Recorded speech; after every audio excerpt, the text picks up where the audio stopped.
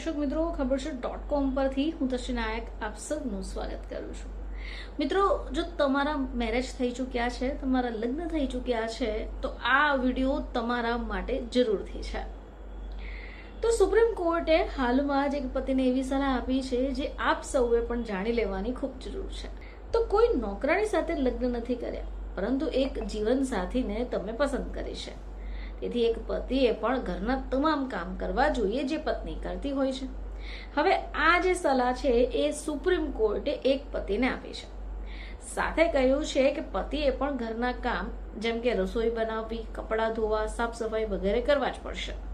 હવેનો જમાનો પહેલા જેવો નથી રહ્યો। તો વાત એમ છે કે કપલ સુપ્રીમ કોર્ટ પહોંચ્યું હતું જેમના લગ્ન 2017માં થયા હતા। હવે તેમને એક 8 વર્ષનો પુત્ર પણ છે। પતિએ એવો આરોપ લગાવ્યો કે પત્નીનું વર્તન લગ્નના થોડા સમય પછી બદલાઈ ગયું। મારી વિરુદ્ધની અભદ્ર ભાષા વાપરવા લાગી, રસોઈ બનાવવાનું બંધ કર્યું, બાળકના જન્મ પછી પોતાના માતા પિતાને ત્યાં જતી રહી અને મને ત્યાં નહોતી બોલાવતી। હવે અગાઉ ફેમિલી કોર્ટે આ દલીલોને માન્ય રાખી અને છૂટાછેડા મંજૂર કર્યા, પરંતુ હાઈકોર્ટે રદ કર્યા। તેથી પતિ ફરીથી સુપ્રીમ કોર્ટ પહોંચ્યો।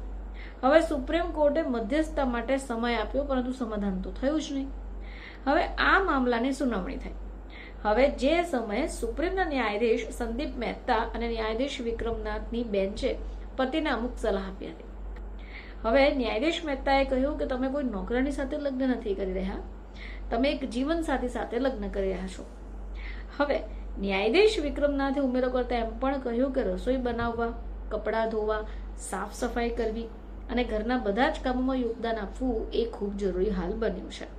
હવે હાલનો જે સમય છે બદલાઈ ગયો છે। જો પત્ની ઘરના કામમાં સાથ સહકાર ન આપતી હોય તો તેને ક્રૂરતા ન ગણાય। હાલ તો સુપ્રીમ કોર્ટે આ મામલાની સુનાવણી મુલતવી રાખી છે। હવે સુપ્રીમ કોર્ટે આ સલાહ આપી છે જેમાં પત્નીને જે કામ કરે એમાં સાથ આપવો જરૂરી છે। જેમ કે આપણે સામાન્ય પ્રમાણે આપણા ઘરમાં જે કામ થતા હોય, રસોઈ બનાવવું અથવા તો કપડાં ધોવા વગેરે। હવે સમય બદલાયો છે અને પત્ની માત્ર તમારા ઘરની નોકરાણી નથી, તમે એક જીવનસાથી સાથે લગ્ન કર્યા છે એ પણ તમારે ધ્યાને રાખવું જરૂરી છે।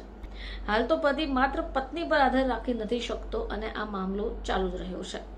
તો એક લગ્નના સંબંધ જે છૂટાછેડા સુધી પહોંચ્યો હતો અને જ્યારે આ કોર્ટની અંદર કેસ પહોંચ્યો ત્યારે ન્યાયાધીશની બેન્ચે આ જે નિર્ણય છે તે સંભળાવ્યો છે।